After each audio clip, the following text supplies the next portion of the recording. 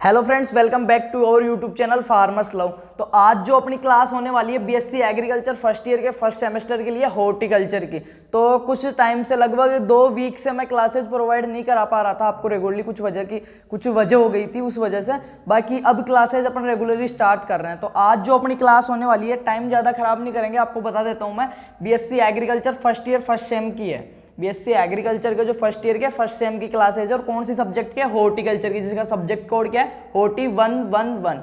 और topic number जो lecture number 8 है आपके सिलेबस के अंदर। टोटल 13 लेक्चर दिए हुए हैं हॉर्टिकल्चर में, टोटल 13 लेक्चर दिए हुए हैं, उनमें से 7 हमने बिल्कुल कंप्लीट कर लिए हैं। आज 8वें लेक्चर की है। आज जो क्लास अपनी 8वें लेक्चर ही है, इससे पहले मैंने 7 कंप्लीट करवा दिए हैं आपको। तो जिन भाइयों ने सबसे पहले जिनने 7 लेक्चर नहीं देखे हैं हॉर्टिकल्चर के अलावा भी अदर जो सब्जेक्ट की क्लासेज है, एग्रोनॉमी, सॉइल साइंस, ठीक है, बायोकेमिस्ट्री, मैथ्स वगैरह की क्लासें नहीं देखी हैं, तो डिस्क्रिप्शन में मैं एक लिंक दे रहा हूँ। वीडियो के नीचे जाना, डिस्क्रिप्शन में वहाँ एक लिंक दे रहा हूँ। उस प्लेलिस्ट में बीएससी का सिलेबस वगैरह, प्रीवियस ईयर के पेपर, कंप्लीट इन्फॉर्मेशन आपको मिल जाएगी। तो वो चेकआउट करो, जो भी नए व्यूअर्स है वो। बाकी अभी तक अगर सब्सक्राइब नहीं किया तो सब्सक्राइब करके बेल आइकन प्रेस कर लो, ताकि आगे कंटिन्यूस जो क्लासेस वगैरह हैं रेगुलरली मिलती रहे, सुपरवाइजर वगैरह की सारी क्लासें। तो हमने 13 में से 7 कंप्लीट कर लिए थे। 8वां जो अपना लेक्चर है वह प्रिंसिपल ऑफ ऑर्चार्ड एस्टिमुलेट, मतलब प्रिंसिपल ऑफ ऑर्चार्ड। ऑर्चार्ड का मतलब क्या होता है, बगीचा। ज़्यादा टाइम नहीं लेंगे, क्लास स्टार्ट करते हैं। 8वां लेक्चर की जो अगर बात करें हिंदी में, तो 8वां लेक्चर का जो टाइटल दे रखा है हमें, वो कौन सा दे रखा है 8वां लेक्चर का, कि सुव्यवस्थित फलोद्यान है उसका प्रबंधन। सुव्यवस्थित फलोद्यान है उसका प्रबंधन। अब फलोद्यान और प्रबंधन, एक चीज दिमाग लगाओ, नॉर्मली अगर अपन बात करें, अपन कोई बगीचा लगा रहे हैं, ठीक है, बगीचा, हॉर्टिकल्चर क्रॉप्स पढ़ रहे हैं, एग्रोनॉमी नहीं पढ़ रहे हैं, तो अपन कुछ बगीचा वगैरह लगा रहे हैं, फलोद्यान लगा रहे हैं, गार्डन लगा रहे हैं, तो उसके प्रबंधन में अपने को क्या क्या दिक्कतें आ सकती है, या अपन क्या क्या है जो नियोजन कर सकते हैं, उसमें अपन योजना बना के काम कर सकते हैं। तो जितनी भी चीज़ें हैं वो सारी अपन इसमें डिस्कस करेंगे। तो सबसे पहले अगर एक चीज़ नॉर्मली कॉमन सेंस के तरीके से सोचना, बुक को साइड में करके, कि आपको एक बगीचा लगाना है, ठीक है। अगर आप चीज़ों को दैनिक जीवन से जोड़ के पढ़ोगे तो लंबे समय तक याद रहेगी, और ये जो चीज़ें हैं वो लाइफ टाइम काम में आने वाली है आपके। आगे AO, WO, सुपरवाइजर किसी का भी एग्जाम दोगे या लास्ट 4th ईयर तक काम में आएगी। तो आप एक बगीचा लगा रहे हो, उसके लिए आपको क्या क्या चीज़ें आवश्यक है। सबसे पहले आप क्या देखोगे कि मैं कहाँ पे लगाऊं, कौन सी जगह लगाऊं, मतलब स्थान का चुनाव करोगे, ठीक है, वहाँ की जलवायु देखोगे, आसपास की जो लोकेशन है वो देखोगे, स्थिति है वो देखोगे, भूमि कैसी है, वहाँ की मृदा कैसी है, पथरीली है तो मेरे को कौन सी फसल लगानी चाहिए, ठीक है, कौन सा उद्यान लगाना चाहिए या कौन सा फल वृक्ष लगाना चाहिए, रेतीली है तो कौन सा लगाना चाहिए, ये सारी चीज़ें देखेंगे। तो नॉर्मली अपन क्या क्या देखते हैं, फलोद्यान का जो प्रबंधन है उसके अंदर क्या क्या डिस्कस करने वाले हैं, कि फलोद्यान का स्थान का चुनाव, योजना, रेखांकन, कौन सी विधि से लगाना है मेरे को, ठीक है, रेखांकन आता है, रेखांकन कौन सी विधि से लगाना है, जो 5 विधियां हैं आपकी, पूरक विधि वगैरह है, पंचभुजाकार, षटभुजाकार विधि, कौन सी विधि से लगाना है, शहर के नज़दीक है तो कौन सी विधि से लगाते हैं, सघन विधि कौन सी है, नॉर्मली कौन सा लगाते हैं, सबसे ज़्यादा यूज़ में ली जाने वाली कौन सी है, वो सारी चीज़ें बहुत ईजी वे लैंग्वेज में आपको मैं बताने वाला हूँ। तो स्टार्ट करते हैं। ये मैंने ओवरव्यू बताया कि अपने को क्या क्या पढ़ना है इसमें। फलोद्यान के जो व्यवस्थित करने की जो चीज़ें हैं उनके अंदर पढ़ना है अपने को। तो इसमें देखते हैं फलोद्यान प्रबंधन, ऑर्चार्ड मैनेजमेंट, फलोद्यान के स्थान का चुनाव, योजना में वही चीज़ें आएगी कि मेरे को फलोद्यान के स्थान का चुनाव कर लिया मैंने, स्थान के चुनाव में कौन कौन सी चीज़ें ध्यान रखनी है वो सारे मैं बताऊंगा अभी। फिर आएगी उसके बाद में योजना के बारे में पढ़ेंगे, कि मेरे को योजना पहले है, देखो हर काम ऐसे तो है नहीं कि मैंने स्थान का चुनाव किया, डायरेक्ट जो मन में आया वो चीज़ लगा दी मैंने। पहले उसके लिए अपने को योजना बनानी पड़ती है, कि ना मैं आम का लगाऊंगा या केले का लगाना है या नींबू का लगाना है, संतरे का लगाना है या अनार का लगाना है। तो योजना बनाओगे, योजना के अंतर्गत ही कौन सी चीज़ें आएगी, कि जैसे मेरे को अनार का लगाना है सपोज दैट, तो अनार में क्लाइमेट मेरे को क्या चाहिए, सूटेबल जो क्लाइमेट है वो क्या चाहिए, सूटेबल लोकेशन है वो क्या रहेगी, सूटेबल सोइल है वो क्या रहेगी, सारी कुछ चीज़ें देखते हैं, उन्हीं को योजना बोलते हैं। नेक्स्ट इसमें देखेंगे रेखांकन, लेआउट, की कौन सी विधि से लगाना है मेरे को, पंचभुजाकार लगाना है, हेक्सागोनल षटभुजाकार लगाना है, या पूरक है उससे लगाना है। उसके बाद में देखो मैंने जमीन तैयार कर ली, सारा कुछ कर लिया, योजना बना ली, उसके बाद में मेरे को लगेगा गड्ढे तैयार करना, गड्ढे तैयार करना। जब गड्ढे वगैरह तैयार हो गए, अब पूरा फलोद्यान का प्रबंधन पढ़ रहे हैं, उसमें फसल जो अपना है उद्यान है वो लगाने के बाद में क्या क्या दिक्कतें आ सकती है, जो प्रतिकूल परिस्थितियां हैं, ओला पड़ रहा है, पाला पड़ रहा है, ठीक है, गर्म लू चल रही है, उनसे बचाव के सारे कुछ इसी में आते हैं। और क्या है, पौधे लगाना एवं सामान्य देखभाल करना। तो सबसे पहला जो इसमें दे रखा है सिलेक्शन ऑफ साइट, स्थान का चुनाव। सिलेक्शन ऑफ साइट मतलब स्थान का चुनाव। फर्स्ट नंबर पे हेडिंग लगा लेना, नोट आउट कर रहे हो तो प्रिंसिपल बोर्ड चार्ट एस्टिमेट में क्या आएगा कि प्रबंधन में उद्यान प्रबंधन, उद्यान प्रबंधन या मैनेजमेंट जो है उसमें पहला आएगा स्थान का चुनाव, स्थान का चुनाव। अब ये जो क्वेश्चन है आपका हॉर्टिकल्चर का, मैंने प्रीवियस ईयर का पेपर दे रखा है, तो एक बार उसको चेकआउट करना नीचे जाके, आपको खुद को लग जाएगा कि अपन पढ़ क्या रहे हैं और पूछ क्या रहा है। जो चीज़ें पूछी गई है या पूछ सकता है वो ही चीज़ें मैं बता रहा हूँ आपको। और स्थान का चुनाव हेडिंग है। अब ये बड़े क्वेश्चन में आएगा आपके, या तो 10 नंबर वाले में या 7 नंबर वाले में, कि उद्यान प्रबंधन में कौन कौन सी चीज़ों का ध्यान रखना चाहिए, या स्टेप बाय स्टेप बताइए। तो पहला हो गया स्थान का चुनाव। स्थान का चुनाव करते टाइम अपने को क्या क्या ध्यान रखना है, आपको हेडिंग याद रखनी है, बाकी मैं आगे जो समझाऊंगा आपको थ्योरेटिकल वो आपको खुद को लिखना पड़ता है। बीएससी एग्रीकल्चर जो है आपका थ्योरेटिकल पेपर है, ठीक है, लिखना पड़ेगा, इसमें ऑप्शनल क्वेश्चन नहीं आते हैं। तो स्थान के चुनाव में क्या लगाएंगे कि फलोद्यान एक स्थायी एवं दीर्घकालीन नियोजन है। फलोद्यान एक स्थायी एवं दीर्घकालीन नियोजन है। फलोद्यान ऐसे तो है नहीं आज लगाया 10 दिन में पक्के वापस हो गए, स्थायी है, बहुत साल लगेंगे, बहुत टाइम लगेगा। और दीर्घ लॉन्ग टर्म वाला है, लॉन्ग ड्यूरेशन वाला है, लॉन्ग टर्म वाला है। तो स्थान का चुनाव करने से पहले बहुत चीज़ें सोचनी पड़ेगी फ्यूचर में। अभी मैं आम का बगीचा लगा रहा हूँ तो ऐसे तो है नहीं कि 2 महीने बाद मेरे को फल मिल जाएंगे, उसमें बहुत टाइम लगेगा, वर्षों लग जाएंगे, ठीक है। तो अपने को फ्यूचर का भी सोचना पड़ता है कि स्थान का चुनाव कर रहे हैं, यहाँ पे 20 साल बाद में क्या सीन रहने वाला है, वो चीज़ें स्थान के चुनाव में आती है। तो इसमें सुन होंगे सारे, स्थान का चुनाव जो दे रखा है सिलेक्शन ऑफ साइट्स में, फलोद्यान लगाना एक स्थायी एवं दीर्घकालीन नियोजन है, इसके लिए स्थान का चुनाव अति महत्वपूर्ण है, सबसे महत्वपूर्ण है। इसीलिए तो इस जो टॉपिक है, ये पॉइंट है, स्थान का चुनाव सिलेक्शन ऑफ साइट, इसको हमने फर्स्ट नंबर पे रखा है, सबसे महत्वपूर्ण है।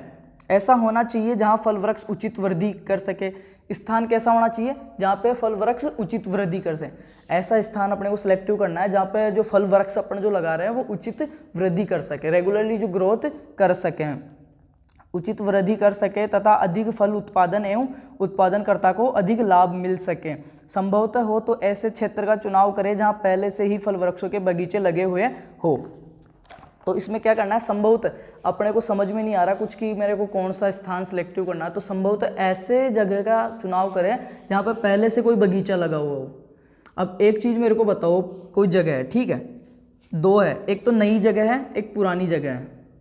पुरानी जगह पे आप जा रहे हो, वहाँ पे पहले से 2 अनार के बगीचे लगे हुए हैं, अनार के, और अच्छा उत्पादन वगैरह दे रहे हैं, अच्छी इनकम हो रही है, तो वहाँ पे आपको ज़्यादा सोचने की ज़रूरत नहीं है कि यार उसके बगीचे में अगर अनार इसी एरिया में, इसी क्षेत्र में, इसी फील्ड में उसके अनार हो रहा है तो अपने भी होएगा। ऐसे तो है नहीं इतनी सी दूर में क्लाइमेट चेंज हो जाएगा या सोइल चेंज हो जाएगी, तो ज़्यादा सोचने की ज़रूरत नहीं रहती।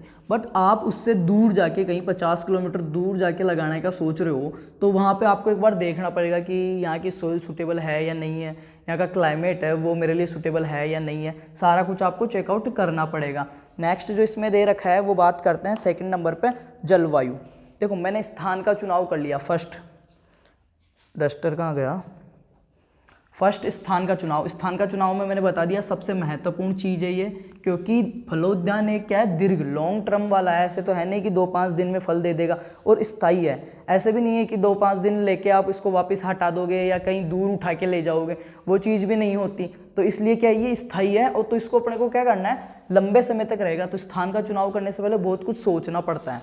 सेकेंड नंबर पर जो आपके दे रखा है जलवायु, क्लाइमेट, जलवायु, स्थान के चुनाव के बाद में जो आएगा जलवायु। जलवायु में क्या क्या दे रखा है कि फल उत्पादन में जलवायु एक अति महत्वपूर्ण कारक है। देखो अगर सूटेबल उसको क्लाइमेट नहीं मिल रहा, सूटेबल सोइल नहीं मिल रही, जलवायु नहीं मिल रही, तो वो उत्पादन देगा ही नहीं। आप कितनी भी अच्छी क्वालिटी का वहाँ पे पौधा लगा दो, कितनी भी अच्छी किस्म का लगा दो, कितना भी अच्छा उत्पादन देने वाला लगा दो, बट अगर वहाँ की जो क्लाइमेट है वो उसी के लायक ही नहीं है, सूटेबल ही नहीं है, तो वो बिल्कुल भी वहाँ पे उत्पादन नहीं दे पाएगा। उत्पादन क्या, वो अपनी जो रेगुलरली जो ग्रोथ है खुद को डेवलप ही नहीं कर पाएगा, तो उत्पादन कहाँ से देगा।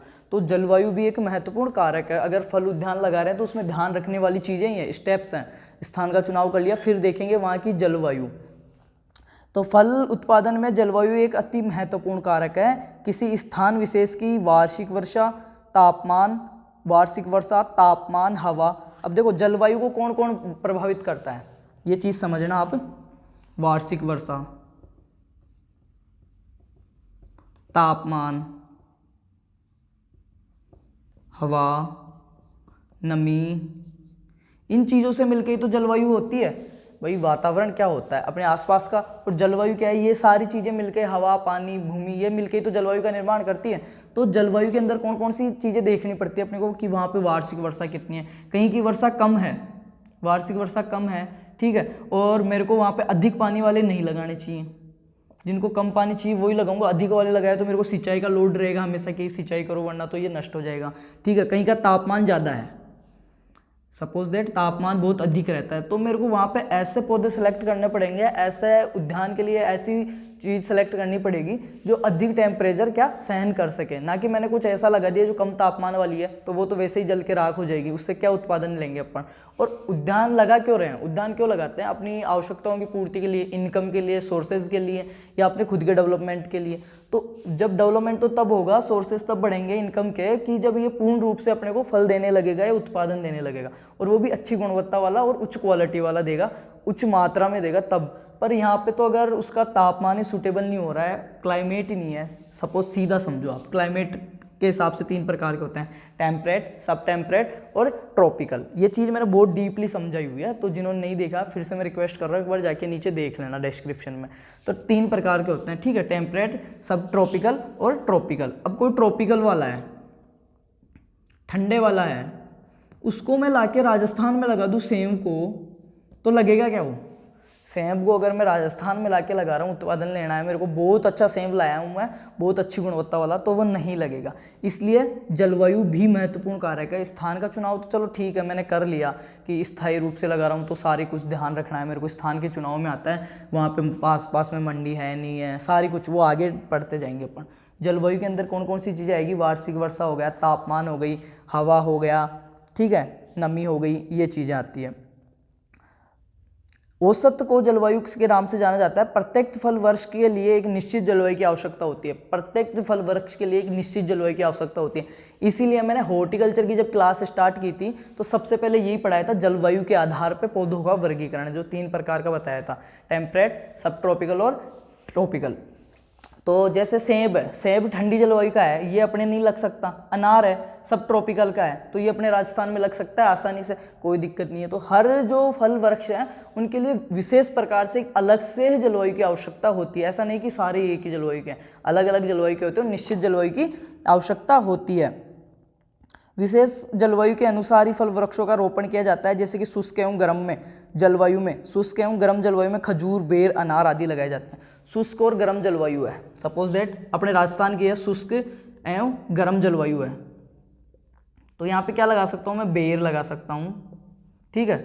और बेर, राजस्थान की जलवायु के अंदर बात करते हैं अपन, खजूर लगा सकते हैं, अनार लगा सकते हैं, खजूर, अनार, इनको पानी की भी कम आवश्यकता है और यहाँ की जलवायु में सूटेबल हो रहे हैं, यहाँ का स्थान, क्लाइमेट वगैरह सब सही है, तो कोई दिक्कत नहीं होगी। तो अपना सेकंड जो दे रखा था जलवायु, थर्ड नंबर पे देखते हैं।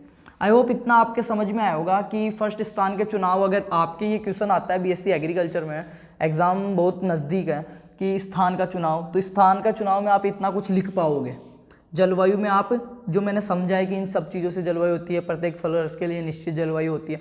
मैं देखो यहाँ पे ऑप्शनल तरीके से नहीं पढ़ा रहा हूँ, जेट के तरीके से, थ्योरेटिकल तरीके से आपको पढ़ा रहा हूँ, तो हो सकता है आपको क्लास थोड़ी लंबी लगे या कुछ ऐसा लगे, बट स्किप मत करना, टोटल नहीं आप देखना है इसको पूरा। जलवायु का हो गया।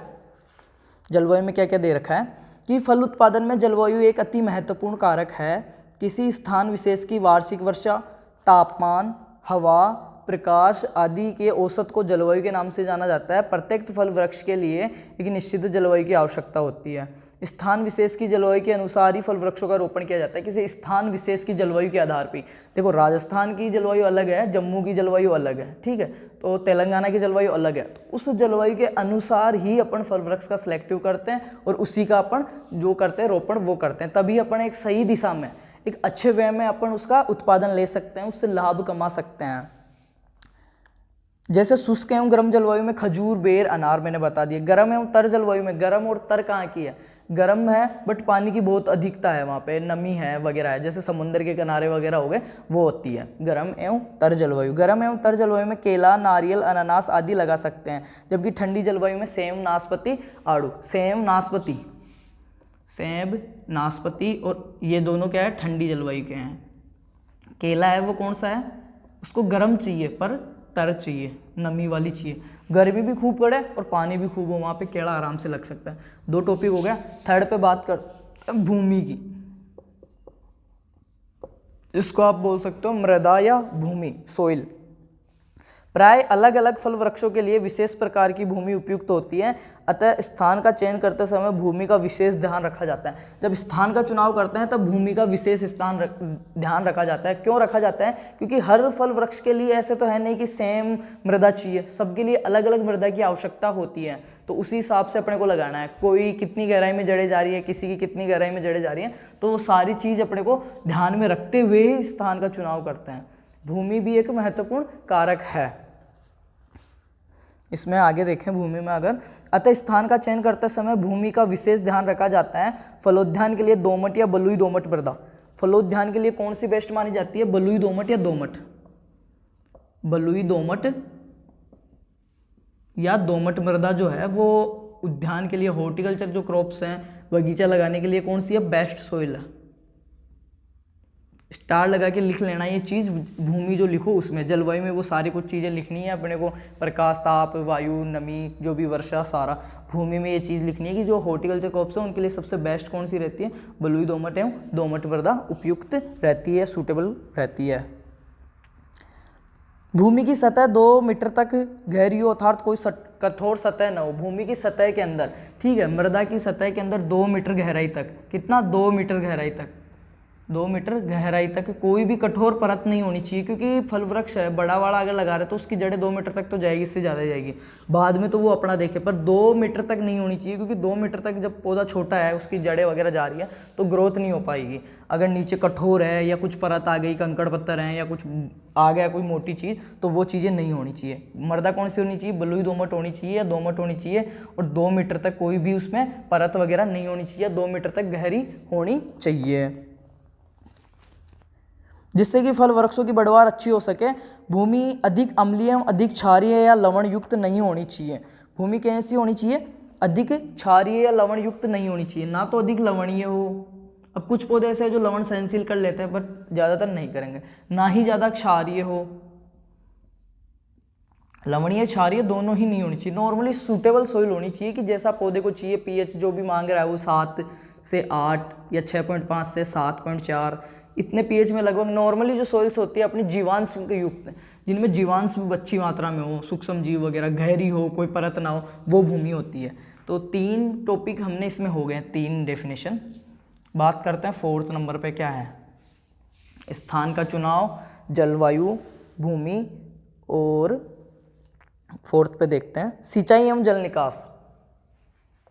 सिंचाई एवं जल निकास, सिंचाई व जल निकास।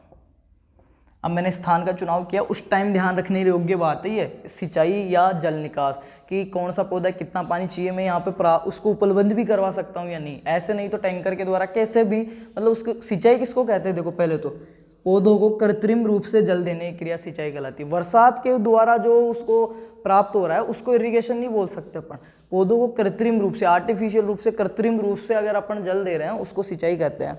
तो सिंचाई में क्या आता है, फल वृक्षों को अधिक पानी की आवश्यकता होती है, तब फल वृक्षों की अच्छी वृद्धि एवं फलत के लिए कम लागत पर पर्याप्त पानी उपलब्ध होना चाहिए। ऐसा नहीं अपने पास पानी बहुत महंगा आ रहा है वहाँ पे तो बचेगा क्या, इनको अधिक पानी की आवश्यकता होती है, तो कम लागत पे, अब मतलब कम लागत का मतलब समझते हो, कम खर्चे पे अपने को अच्छे आसानी से पानी प्राप्त होना चाहिए, तब जाके आपका जो उद्यान है वो विकसित हो पाएगा, मतलब उससे अपन उत्पादन ले सकेंगे या लाभ कमा सकेंगे। कम वर्षा वाले क्षेत्रों में अच्छी गुणवत्ता युक्त वर्ष भर पर्याप्त पानी सिंचाई के लिए उपलब्ध रहना चाहिए। कम वर्षा है वहाँ पे वर्ष भर पानी उपलब्ध रहना चाहिए, क्योंकि आम, अमरूद, पपीता, अंगूर, केला, नींबू, संतरा आदि फल वृक्षों को वर्ष भर नियमित सिंचाई की आवश्यकता होती है। जो आम, अंगूर, केला है, पपीता है, आम, अंगूर, केला, पपीता, इनको क्या है, वर्ष भर पूरे साल भर पानी की आवश्यकता होती है, इनको नियमित रूप से पानी चाहिए ही चाहिए। तो पहले ही अपन ऐसी जगह लें कि अपन इनको पानी दे सकें। 5th नंबर पे जो अपना है वह धरातल एवं स्थिति, ट्रोफोग्राफी। 5th पे क्या है, इनको मैं मिटा देता हूँ। ये हेडिंग्स याद करनी है। मेरा यहाँ पे मोटिव क्लास का यही कि मैं आपको ये हेडिंग समझा सकूँ, इनमें आप क्या लिखना है। 5th नंबर पे लिखना है धरातल, धरातल 5th नंबर पे दे रखा है इसमें धरातल एवं स्थिति। फलोद्यान के लिए समतल भूमि का चुनाव करना चाहिए, अधिक ऊंची नीची भूमि में वर्षा कटाव की संभावना अधिक रहती है, साथ ही कृषि क्रियाएं करने में कठिनाई आती है। भूमि की स्थिति जंगल, उद्यान व ईंट भट्टों के पास नहीं होनी चाहिए, ईंट भट्टों के पास नहीं होनी चाहिए। आम में ब्लैक टिप नामक रोग, उद्योग ईंट के भट्टे से प्रदूषण, SO2 N2 जो गैस है। देखो धरातल या स्थिति, इसका मतलब क्या है वो चीज़ समझो। 5th नंबर की जो आपकी हेडिंग दी है मैंने, उसका मतलब यही है कि जो आप भूमि का चुनाव कर रहे हो, स्थान का चुनाव कर रहे हो, वहाँ का जो लैंड है, भूमि है, वो समतल होनी चाहिए। ऐसे थोड़ी बहुत उबड़ खाबड़ चलेगी, ज़्यादा उबड़ खाबड़ रहेगी तो यहाँ पे वर्षा से कटाव होएगा तो पौधे की जड़ें वगैरह निकल जाएगी, या जो भी कृषि क्रियाएं कर रहे हैं उनमें दिक्कत आएगी अपने को, जो कृषि क्रियाएं हैं उनमें प्रॉब्लम्स आएगी। और स्थिति क्या है उसकी, कहीं पे फैक्ट्री वगैरह के पास में नहीं होनी चाहिए, प्रदूषण वाली जगह नहीं होनी चाहिए, क्योंकि जो ईंट के भट्टे वगैरह है ना, अगर आप इनके पास में आम का बगीचा लगाते हो तो इनमें ब्लैक टिप रोग हो जाता है, SO2 गैस वगैरह निकलती है ईंट के भट्टों से, उसकी वजह से। तो ऐसी प्रॉब्लम्स ना हो आपको, क्योंकि मैंने यहाँ पे एक चीज़ बताई थी स्थान के चुनाव में कि बगीचा एक लॉन्ग टर्म वाला है, स्थायी चीज़ है, बहुत सालों तक रुकेगा। वहाँ पे आसपास में कोई फैक्ट्री वगैरह है तो गैस वगैरह से उसमें रोग हो गया, ठीक है, इतनी मेहनत से 10 साल से हमने बगीचे को पाल रहे हैं, बाद में उसमें रोग वगैरह आ रहा है, जो फल अपने को प्राप्त हो रहे हैं उनमें, तो मार्केट में उनकी कोई वैल्यू नहीं रहेगी, क्वालिटी नहीं रहेगी, तो अपन उससे लाभ नहीं कमा सकते, तो बहुत बड़ा नुकसान लग सकता है। इसलिए इन चीज़ों का ध्यान रखते हैं। 5 चीज़ें मैंने बता दी, स्थान का चुनाव, जलवायु, भूमि, सिंचाई व जल निकास, धरातल व स्थिति। नेक्स्ट है अन्य सुविधाएं। अन्य सुविधाओं में क्या देखना है, 6 नंबर पे लगाओ, अन्य सुविधाएं। जिन्होंने पुराने पेपर नहीं देखे ना वो भी देख लेना, और जिनने ये 5 हेडिंग समझ में जिस भाई को आ गई है, जिसने भी क्लास ली है, कोई फोर्सफुली नहीं है, कोई फीस नहीं है, फ्री ऑफ कॉस्ट, जब मेरे को टाइम मिलता है तब मैं आपको प्रोवाइड करवाता हूँ। तो जिस भाई ने यहाँ तक 5 क्लास तक 5 पॉइंट जो समझ में आए हैं कंप्लीटली और क्लास ली है, तो वो कमेंट्स में यहाँ तक देख लियो ना, तो कमेंट्स में कुछ ऐसा शब्द छोड़ना कि मेरे को पता लग जाए। तो आपको क्या लिखना है, क्या लिखोगे, HORT111। जिसने ये कमेंट किया है HORT11 मैं समझूंगा उसने यहाँ तक तो क्लास कंटिन्यू ली है और ये चीज़ें समझ में आ गई। 6 नंबर की बात करता है, एंड में मैं 2 शब्द और बताऊंगा, जिसने ये तीनों लिखे हैं ना उसने कंप्लीट क्लास देखी और कंप्लीट समझ में आ चुका उसको, ठीक है। अन्य सुविधाओं में देखते हैं, अन्य सुविधाओं में क्या क्या रहना चाहिए। अदर फैकल्टी जो है, फलोद्यान के लिए स्थान के चुनाव में निम्न सुविधाओं का भी ध्यान रखा जाता है, जैसे कि यातायात, परिवहन, सड़क सुविधा। यातायात, बगीचा ऐसी जगह लगा लिया जहाँ पे कोई ट्रक ही नहीं आ रहा है किराए का, ठीक है, तो आप जो प्रोडक्शन प्राप्त हो रहा है उसको मंडी कैसे लगाओगे, तो उसमें अन्य सुविधाओं में क्या आएगा, यातायात, सड़क, यातायात, सड़क। अन्य सुविधाओं में क्या क्या है, यातायात, परिवहन एवं सड़क की सुविधा अच्छी है, आवश्यकता अनुरूप होनी चाहिए। फलोद्यान की उपज एवं बिक्री हेतु बाजार की सुनिश्चितता हो, इसमें आएगा बाजार, मंडी। आपने उत्पादन तो बहुत अच्छा कर रहे हो पर मंडी बहुत कोसों दूर है, तो वो भी पास में होनी चाहिए, बाजार होना चाहिए, मंडी होना चाहिए। सबसे बड़ी जो इसमें है वो होनी चाहिए बाजार मांग। ऐसी चीज लगाओ, अगर अधिक उत्पादन लेना है और अधिक वो करना है तो ऐसी चीज लगाओ जो अधिक उत्पादन दे सके अपने को, अपन उससे अधिक उत्पादन ले, उसके अधिक मांग हो तो अच्छे भाव मिलेंगे, अच्छे भाव मिलेंगे तो अपन अधिक उत्पादन ले सकते हैं। अदर सुविधाओं में और क्या दे रखा है, इसके अलावा उद्यान में विभिन्न कार्यों के लिए कुशल एवं अकुशल श्रमिकों की आवश्यकता होनी चाहिए। तो ऐसी जगह हो, कहीं पे सुनसान जगह ना हो जहाँ पे मजदूर ही नहीं मिल रहे, आपको काम वगैरह भी करवाना है तो मजदूर वगैरह की उपलब्धता भी वहाँ पे अच्छी हो, मजदूर, ठीक है, मजदूर वगैरह की आवश्यकता भी सही रूप से पूर्ण होती रहे। नेक्स्ट जो इसमें है, समय समय पर तकनीकी जानकारी हो, उद्यान की सभी प्रकार से सुरक्षा व्यवस्था होनी चाहिए, सुरक्षा व्यवस्था होनी चाहिए। अन्य सुविधाओं में आई सुरक्षा व्यवस्था, आवारा पशु वगैरह है, गाय, नीलगाय, कुछ भी है, लोग पाग हैं आसपास के, वो ना भटकने चाहिए, वहाँ पे नुकसान ना करें। तो ये 5 हेडिंग आप नोट आउट कर लो, 6 की 6, और जिनको ये 6 की 6 समझ में आ गई है HORT111 लिख दोगे। नेक्स्ट इसमें आगे बात करते हैं, इनको मैं मिटा रहा हूँ। उद्यान प्रबंधन की चीज़ें हैं ये, मैंने थ्योरेटिकल के हिसाब से बहुत अच्छे से समझा है, अब आपके ऊपर है, आपको समझ में नहीं आ रहा है। देखता हूँ मैं क्लास कितना क्या हो गया, कितना लॉन्ग हो गया, 25 मिनट। तो थोड़ा बहुत और करते हैं, 2 लेक्चर में मतलब 2 क्लास में इसको अपन पूरा कंप्लीट कर लेंगे। 25 मिनट की जिसने देखी है HORT 11 लिख देना। अब बात करते हैं उद्यान योजना की, प्लानिंग की। उद्यान योजना नेक्स्ट जो अपना हेडिंग रहेगा इसमें, उद्यान योजना। उद्यान योजना, उद्यान योजना, उद्यान योजना में क्या क्या पढ़ना है अपने को कि फल वृक्षों का रोपण एक दीर्घकालीन कार्य है। बार बार बोल रहा हूँ कि फल वृक्षों का रोपण कर रहे हैं, उनसे उत्पादन लेना, बगीचा लगा रहे हैं, ये एक लॉन्ग टर्म वाला है, लॉन्ग ड्यूरेशन वाला है। क्या है? दीर्घकालीन प्रक्रम है, दीर्घकालीन है, बहुत समय लगेगा इसमें, ऐसा है नहीं आज के आज अपने को उत्पादन मिल जाएगा, 2 महीने में मिल जाएगा। फल वृक्षों का रोपण एक दीर्घकालीन कार्य है, तो फल वृक्ष लगाने से पूर्व उसकी अच्छी प्रकार से योजना तैयार करनी चाहिए। बिल्कुल बैठ के पूरी प्लानिंग के साथ अपने को लगाना है कि यार फ्यूचर में क्या होगा, नहीं होगा, लगाऊं नहीं लगाऊं, कौन सा लगाऊं, किसकी अधिक बाजार मांग रहेगी, सारा कुछ चेकआउट करके लगाना पड़ता है। उद्यान की सफलता एक अच्छी योजना और उसकी क्रियान्वयन निर्भर करती है। उद्यान की जो योजना है वो उसकी उद्यान जो है उसकी सफलता है ना, कि सक्सेस होगा नहीं होगा, इनकम होगी नहीं होगी, वो किस पे निर्भर करती है? उसकी योजना और उसकी कार्य पे। योजना तो बना ली, कुछ लोग ऐसे हैं योजना तो बहुत भारी भारी बना लेते हैं, मैं ऐसे कर दूं वैसे कर दूं, कार्य नहीं करता, तो उसकी सफलता, ये चीज़ उद्यान की नहीं अपने दैनिक जीवन में भी लागू होती है कि अपने को जो कुछ भी चीज़ सफलता पानी है तो सबसे पहले अपने को प्लानिंग करनी पड़ती है, योजना बनानी पड़ती है। ओनली टाइम टेबल बना लिया पढ़ने का, उसी से आपको नौकरी नहीं मिलेगी, सक्सेस नहीं मिलेगी, उसके लिए उसको फॉलो करना पड़ेगा, फॉलो करेगा तो कार्य करना पड़ेगा उसके अंतर्गत, तो ही अपन सक्सेस होते हैं। यही चीज़ सभी चीज़ों पे अप्लाई होती है। अभी पढ़ रहे हैं उद्यान की योजना, इनमें देखते हैं नेक्स्ट क्या देखा। पहला है बाड़ लगाना, फैचिंग, बाड़ लगाना। ये सब इसमें जो इसकी सुरक्षा है ना उनमें भी दिए हुए हैं, और ये बड़े क्वेश्चन में आएगा, तो मैं हेडिंग बता देता हूँ आपको। बाड़ लगाना, जो 5 मुख्य थे, 6 वो मैंने आपको सही से समझा दिए थे। बाड़ लगाना, स्थान के चुनाव के बाद एवं फल वृक्ष लगाने से पहले, स्थान का चुनाव कर लिया मैंने पर फल वृक्ष नहीं लगाया, उससे पहले मेरे को सुविधा करने की, चारों तरफ बाड़ लगाना पड़ेगा।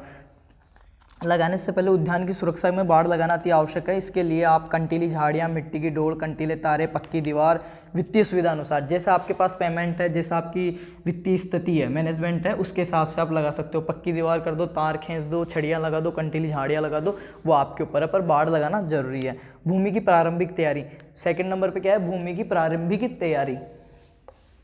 भूमि की प्रारंभिक तैयारी, थोड़ा जल्दी करते हैं, क्लास बहुत लॉन्ग हो गई, मैंने थ्योरेटिकल के हिसाब से पढ़ा है, फिर भी मेरे को एक बार आप फीडबैक जरूर दोगे, क्या अच्छी लगी, इंटरेस्टेड थी या बोरिंग थी, जो भी है खुले बिल्कुल, ठीक है, कोई दबाव प्रेशर नहीं है, आराम से जिसने देखी है ना कंप्लीट फीडबैक दोगे आप।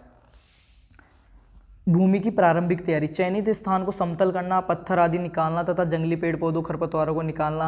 मतलब भूमि की प्रारंभिक तैयारी में ये आएगा, वहाँ के खरपतवार है, पेड़ पौधे हैं या उबड़ खाबड़ है, कंटीले झाड़ियाँ हैं, कुछ भी पत्थर पड़ा है, कांच पड़ा है, पॉलीथीन पड़ी है, उन सबको हटा के सही से करना, वो आएगा भूमि की तैयारी में। थर्ड है वायुरोधी सड़कें, वायुरोधी वृक्ष पट्टिका,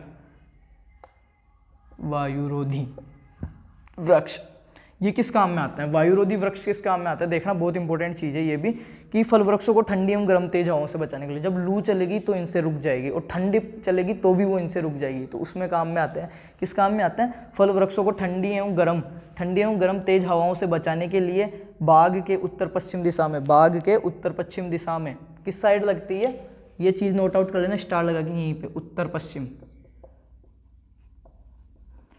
पश्चिम दिशा में लगाएंगे। जब भी अगर वायुरोधी वृक्ष पट्टिका लगाते हैं उत्तर पश्चिम दिशा में लगाते हैं। वायुरोधी वृक्ष पट्टिका ठंडी, गर्म एवं तेज हवाओं से फल वृक्षों का बचाव एवं उत्पादन वृद्धि करते हैं। वायुरोधी वृक्ष ऊंचे, सघन एवं शीघ्र बढ़ने वाले होने चाहिए, जैसे कि देसी जामुन, आम, नीम, सहतूत, कमरख आदि। सड़क एवं रास्ते, नेक्स्ट, ये जल्दी बढ़ने वाले होने चाहिए और सघन होने चाहिए, बिल्कुल पास, ठीक है, सड़क और रास्ते, वो 6 हेडिंग है ना, वो मुख्य हैं। ये चीज़ें भी है, आपको लिखना पड़ेगा अगर आती है तो सड़क, ये नॉर्मली चीज़ें। फिर है सिंचाई की नालियाँ, आवास एवं कार्यालय, तो ये आपका जो फर्स्ट था वो कंप्लीट होता है। आई होप क्लास ज़्यादा बड़ी हो गई, आप बोर हो रहे होंगे। नेक्स्ट जो अपनी इसी की क्लास रहेगी ना, इसी लेक्चर की, उसमें क्या देखेंगे? लेआउट, रेखांकन, इसका पहले अच्छा फीडबैक रहता है, आप अच्छा रिस्पॉन्स देते हो, देखते हो, इतनी मेहनत से बनाई है। तो रेखांकन की नेक्स्ट क्लास प्लस एग्रोनॉमी और बायोकेमिस्ट्री, इंग्लिश और मैथ का मैं अभी नहीं कर सकता, मैं पूरी कोशिश कर रहा हूँ। हो सकता है आपको परसों मतलब 2 दिन बाद आपको इंग्लिश और मैथ की क्लास में दे सकूं। बाकी ये क्लासें जो मैं करूंगा वो मैं आपको जितना मेरे से हो पाएगा, जितना मेरा 101% दे रहा हूँ, अब आपको समझ में आ रहा है नहीं आ रहा है वो बाद की चीज़ें हैं, तो मेरे को बताना। बाकी कल की जो अपनी क्लास रहेगी उनमें अपन बात करेंगे रेखांकन, लेआउट, जो 5 विधियाँ हैं, पंचभुजाकार, षटभुजाकार, बहुत ईजी लैंग्वेज में बिल्कुल चित्र बना के समझाऊंगा। उसके बाद में अपन क्या करेंगे, रेखांकन की जो विधियाँ हैं फिर उसमें करेंगे प्रतिकूल मौसम में बचाव वाले, प्रतिकूल मौसम एवं बचाव, सामान्य देखभाल, पौधे की कितनी से दूरी रखते हैं, शाम के टाइम लगाते हैं, क्या देखभाल करनी है, प्रतिकूल परिस्थितियों में क्या, लू से बचाव के लिए, पाले से बचाव के लिए H2SO4 वगैरह जो भी है सारा एक क्लास में वो कंप्लीट कर लेंगे। आज वाला क्या थोड़ा ज़रूरी था आपका, गर्म हवाओं से क्या प्रभाव पड़ रहा है, पाले से बचाव, सिंचाई करके, धुआं करके, आंधी धूप, एफलन के कारण, एफलन पौधों में एफलन हो रहा है, ऑन ऑफ होता है ना एफलन, उसके कारण। तो इसमें 2 कारण है, बाह्य और आंतरिक, बाह्य और आंतरिक। कल थोड़ा तेज समझाऊंगा, जितना हो पाएगा आप आज दो, क्या फीडबैक दोगे उसके हिसाब से। ऐसे करके आपका 8वां लेक्चर कंप्लीट, टोटल 13 है, 8 हमने कर लिए हैं, लगभग 60% से ज़्यादा हमने सिलेबस कर लिया है। तो जिन्होंने नहीं देखे हैं वो भी देख लो। एग्रोनॉमी का मैंने बहुत कुछ करवा रखा है, बायोकेमिस्ट्री और प्रीवियस ईयर के कंप्लीट 10 के 10 पेपर मैंने करवा रखे हैं, तो वो चेकआउट करो। सबसे बड़ी बात ये होती है आपको खुद को पता हो कि मैं क्या पढ़ रहा हूँ। सिलेबस का वीडियो दिया हुआ है, कहाँ से पढ़ना है, नोट्स नहीं है वो भी मैंने बताया हुआ है, सारा कुछ फर्स्ट वीडियो में। तो नीचे एक लिंक दे रहा हूँ वो देखना। उस वीडियो को जितना ज़्यादा हो सके ना उतना ज़्यादा शेयर करना। हर जो बंदा यहाँ तक देख रहा है ना वो कम से कम 5 को तो शेयर करेगा ही करेगा। और सब्सक्राइब का कोई इतना नहीं है, आपको मिलता रहे, टाइम टू टाइम चेकआउट करते रहना, क्योंकि चैनल सब्सक्राइब के एम से नहीं बनाया हुआ है, आपकी हेल्प के लिए बनाया हुआ है। ठीक है, तो सभी को थैंक यू। बाकी इतने दिन क्लासें नहीं दे रहे थे उसके लिए सॉरी। ठीक है।